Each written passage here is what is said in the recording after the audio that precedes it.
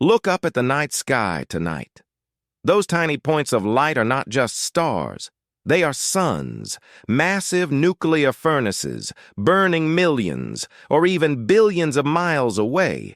And the light entering your eyes right now left those stars years ago. Some of it began its journey before you were born. Some of it started traveling through space before your parents even met. You are not seeing the universe as it is. You are seeing it as it was. Now let me ask you something. If you could travel at the speed of light, the fastest speed anything can possibly move, how long do you think it would take to cross our galaxy? A year? A lifetime? Longer? Here's the unsettling truth. Even at the speed of light, you wouldn't make it halfway across the Milky Way in the entire history of human civilization.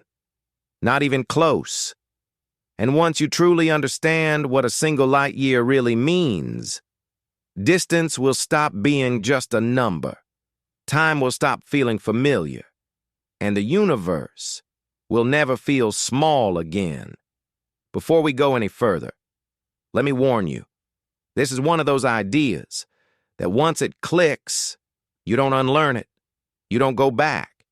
Because after this, distance will feel wrong. Time will feel distorted.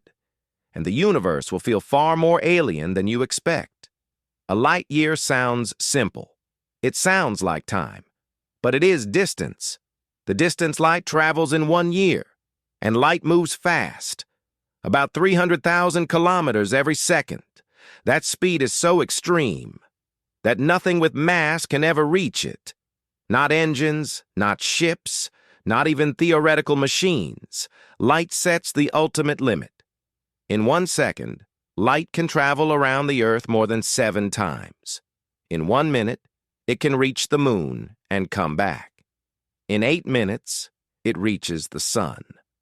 But after that, distances explode. Light takes hours to reach the outer planets, days to leave the solar system, years to reach the nearest star. Now pause for a moment. Everything you've ever experienced, every sound, every touch, every memory, has happened inside this tiny bubble of time and space. Outside of it, reality moves on schedules we can't feel, can't sense, and can never catch up to. Our solar system feels enormous to us. Planets, moons, vast empty distances. But on a galactic scale, it is invisible. If the Milky Way were the size of North America, our entire solar system would be smaller than a grain of sand. And yet, that grain of sand contains everything humanity has ever known. Every war, every city, every invention, every love story, every human life. The scale of the universe does something strange to the human mind. At first, it feels fascinating. Then, it feels overwhelming. And eventually, it feels deeply unsettling. Because once you truly grasp distances measured in light years, you realize how isolated everything really is. Space is not crowded. It is not packed. It is mostly empty. Stars are not clustered together like city lights. They are scattered, separated by enormous oceans of darkness. The nearest star to our sun is over 4 light years away. That gap is so large that even light needs more than 4 years to cross it. And light is the fastest thing that exists. And here's where it gets uncomfortable. Because if distance can delay light, it can delay truth. It can delay danger. It can delay cause and effect itself. Meaning, the universe is not just far away. It's late. Inside our galaxy alone, there are hundreds of billions of stars. But the average distance between neighboring stars is several light years. That means if our sun suddenly disappeared, Earth wouldn't notice immediately. Its gravity would continue to hold us in orbit. Its light would continue to shine for more than 8 minutes. Only after those 8 minutes passed would Earth suddenly plunge into darkness. Only then would we know. Even cause and effect are delayed by distance. If a star exploded 1,000 light years away, that explosion already happened 1,000 years ago. We are only finding out now. We live surrounded by ancient events, cosmic history, constantly arriving late, because once you accept that the universe runs on delayed information, you start to realize something unsettling. We never see the universe as it is. We only see echoes. We only see history. Every star you see in the night sky is a memory, a snapshot frozen in time. This means something that feels almost impossible to accept right now. As you're listening to this, entire stars could be dying, planets could be shattering, civilizations could be rising or falling, and we would have no idea. Not yet. The farther you look into space, the further back in time you see. Look at a star 10 light years away. You see it as it was 10 years ago. Look at a galaxy 1,000,000 light years away. You see it as it was 1,000,000 years ago. Look deep enough, and you are looking into the early universe itself. This is not science fiction. This is how reality works. Telescopes are not just instruments of space. They are instruments of time. They allow us to look backward, never forward, never in real time. Now let me ask you another question. If information takes years to travel, what does that mean for communication? What does it mean for connection? What does it mean for anyone trying to reach out across the stars? Imagine sending a message to the nearest star system. Not a spaceship, just a signal. A simple radio message saying, "We are here." That signal travels at the speed of light, the fastest speed possible, and still, it would take more than 4 years to arrive. If they answered immediately, their reply would take another 4 years to come back. That's 8 years. For a single exchange. One question, one answer, 8 years apart. This changes everything. There can be no real conversation, no back and forth, no urgency. By the time a message arrives, the situation has already changed. The people who sent it might have changed or disappeared.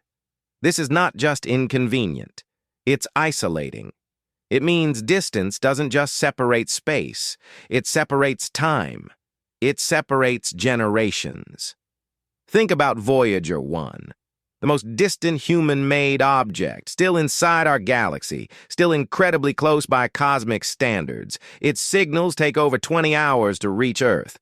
Mission Control sends a command and waits nearly a full day. If something goes wrong, Voyager must handle it alone. Now stretch that delay. Hours become years, years become decades, decades become centuries. If humans ever settle another star system, that colony cannot be governed from Earth. It cannot be controlled. It cannot stay synchronized. Orders would arrive outdated. Decisions would come too late. They would become something new, different, connected only by messages from the past. Letters sent across time. Now consider something even stranger. When we search for alien civilizations, we're not listening for them as they are today. We're listening for who they were, years ago, centuries ago, maybe longer. If a civilization existed 500 years ago and destroyed itself, its signals might still be traveling through space. We could detect a civilization that no longer exists. We might be listening to ghosts, echoes of dead worlds, broadcasts from civilizations that burned bright and vanished. This is one possible answer to the silence. The universe might not be empty. It might just be out of sync. Signals are weak. They spread out. They fade. By the time they reach us, they're almost indistinguishable from noise. Even our own radio broadcasts, become undetectable after a few dozen light years. We have only been announcing ourselves for about a century. That's nothing. A blink. Our presence has barely left our neighborhood. And here's the uncomfortable truth. The Milky Way is 100,000 light years across. Our signals have traveled about 100 light years. That means we've reached almost no one. From a galactic perspective, humanity has barely whispered. This leads to a terrifying possibility. Not that we are alone, but that everyone is alone, trapped in their own islands of time, unable to reach each other. And if that's true, then distance is not just a measurement. It's a barrier, a wall, built into the fabric of reality itself. This is where the story shifts, because now we need to talk about travel, not communication, movement, and what happens when you try to outrun time itself. So far, distance has been the problem, but now, time becomes the problem. Because the universe does something deeply strange when you move very fast. Not emotionally fast, not technologically fast, physically fast. This isn't speculation. This isn't science fiction. This is one of the most tested ideas in all of physics. Time slows down when you move faster. The closer you get to the speed of light, the slower time passes for you. Not metaphorically. Literally, your clock slows, your heartbeat slows, your aging slows. From your perspective, nothing feels different. Your thoughts feel normal. Your body feels normal. Life feels normal. But from Earth's perspective, you begin to fall out of time. This is called time dilation, and it's real. We've measured it. Satellites in orbit experience it. Atomic clocks experience it. Even GPS would fail without correcting for it. Now imagine a future spacecraft. Not imaginary magic, just advanced technology. It can travel at 99.9% the speed of light. Not light speed. Just close. You board this ship. You leave Earth. You travel to a star 10 light years away. You turn around, you come back. From Earth's point of view, that journey takes about 20 years. 10 years out, 10 years back. But for you, time moves differently. Because at that speed, time slows down by more than 20 times. While 20 years pass on Earth, you experience less than 1 year. You step off the ship, having barely aged. Everyone else has changed. Friends look older. Family looks older. Your younger siblings might now be older than you. Your children, if you had them, might be adults. You didn't just travel through space. You traveled into the future. And if you go faster, it gets stranger. At 99.99% the speed of light, you could travel to a star 100 light years away and come back. From Earth's perspective, more than 200 years pass. Entire civilizations rise and fall. Languages change. Borders disappear. Technology transforms everything. But for you, only a few years pass. You return to a world that no longer belongs to you. Everyone you knew is gone. History has moved on without you.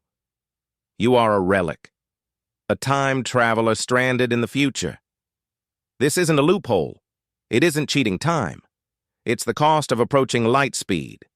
Now ask yourself something unsettling. If traveling fast sends you into the future, what happens to societies that try to travel between stars? Interstellar travel doesn't just separate space, it separates eras. A ship leaving Earth today might arrive at its destination in a completely different version of humanity's future, or a version where humanity no longer exists at all. This creates a brutal truth. Even if interstellar travel becomes possible, it may never feel human. You leave behind everyone you love. You miss everything. Births, deaths, moments. history itself.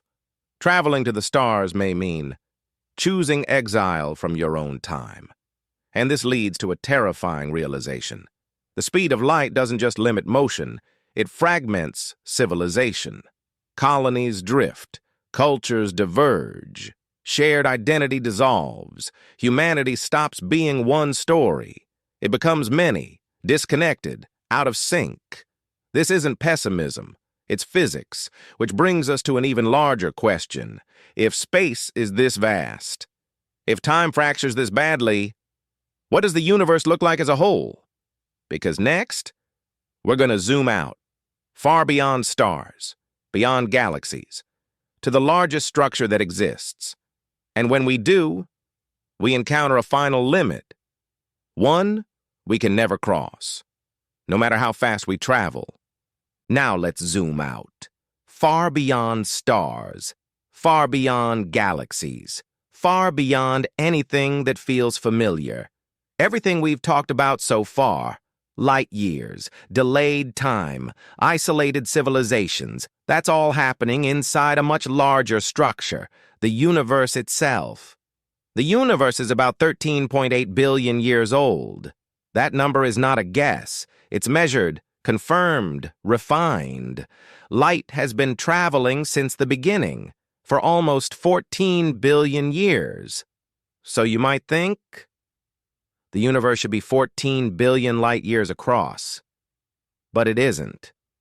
It's much bigger. Because space itself is expanding, not galaxies flying through space, space itself stretching, creating more space between everything. While light is traveling, the universe keeps growing. This creates something deeply strange. The observable universe.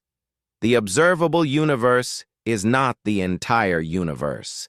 It's just the part we can see, the part whose light has had time to reach us. That region has a radius of about 46 billion light years, which means the observable universe is about 93 billion light years across. Beyond that, there may be more universe, possibly infinite. But we can never see it, never reach it, never interact with it. There's a horizon, not a wall, not an edge, a limit. Light from beyond that horizon will never reach us. Not in a billion years, not in a trillion, not ever. Those regions are being carried away, pulled apart by the expansion of space itself, faster than light can cross the distance.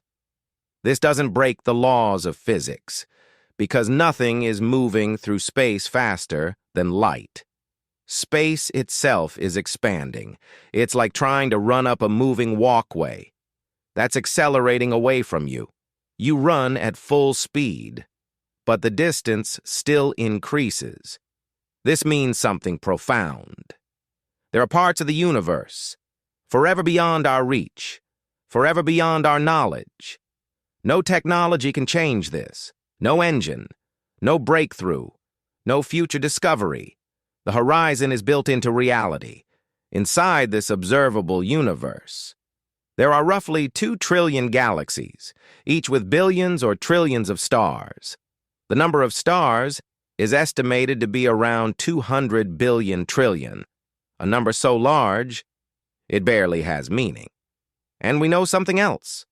Most of those stars have planets. The universe is full of worlds, more worlds than we could ever visit, more worlds than we could ever count. And yet, despite all of that, the universe appears silent. No signals, no messages, no megastructures, no evidence of advanced civilizations. This is the Fermi paradox. If the universe is so vast, if life should be common, where is everybody? One possible answer is distance. Not because life doesn't exist, but because separation is absolute. Civilizations may rise and fall without ever knowing about each other, trapped inside their own bubbles of space and time. Even if intelligent life is everywhere, it may as well be nowhere. The universe might be full and still feel empty. This realization changes how we see ourselves. We are not just small. We are isolated, a single world, orbiting an ordinary star, in a typical galaxy, in an unremarkable region of space. And yet, we are here. We are conscious. We can understand this. Which raises one final question. If we are this isolated, if we are this alone, what does that make us responsible for? If the universe is this vast, if distance isolates everything, then something surprising happens. Our existence becomes more meaningful, not less, because if intelligent life is rare or isolated, then consciousness is precious. We are not just observers. We are participants. The universe is not just something happening around us. It is something happening through us. Every thought, every question, every discovery. Is the universe becoming aware of itself? You are made of atoms forged in ancient stars. Those stars lived, died, and scattered their material across space. Billions of years later, that material became you. The universe spent nearly 14 billion years arranging itself so that you could look back and understand it. That alone is extraordinary. When you understand light years, when you understand cosmic time, your problems don't disappear, but they shrink. Your arguments, your worries, your fears, they exist on one small planet, in one brief moment. That doesn't make them meaningless. It makes them temporary. Pain still hurts. Love still matters. Joy is still real. But perspective changes weight. It gives you room to breathe. And it gives humanity responsibility. If we are alone, or effectively alone, then what we do here matters immensely. How we treat each other matters. How we protect this planet matters. How we preserve knowledge matters. This tiny world is an island of awareness, floating in a cosmic ocean. If we lose it, the universe may lose something unique. We are not guaranteed a future among the stars. The laws of physics are indifferent. The universe does not care. Survival is not automatic. Meaning is not guaranteed, but understanding gives us power. We understand the scale. We understand the limits. We understand our fragility. And that understanding gives us choice. We can choose curiosity over fear, cooperation over conflict, long-term thinking over short-term gain, because if there is no rescue, no guidance, no higher civilization watching over us, then we are it. We are the story, and the future of consciousness in this region of the universe depends on what we do next. So the next time you look up at the night sky, remember this. Those stars are not decorations. They are distant suns, separated by light years, by time, by silence. And yet, you are connected to them by the same laws, the same atoms, the same universe. You are small, but you are not insignificant. You exist at a moment when the universe can be understood. That is rare. That is powerful. And what you choose to do with that understanding matters. Thank you for staying with me on this journey. If this changed how you see the universe, if it gave you perspective, if it made you feel something, support this channel. Subscribe, because there are many more questions worth exploring. The universe is vast, time is limited, and understanding is one of the few things that makes the distance worthwhile.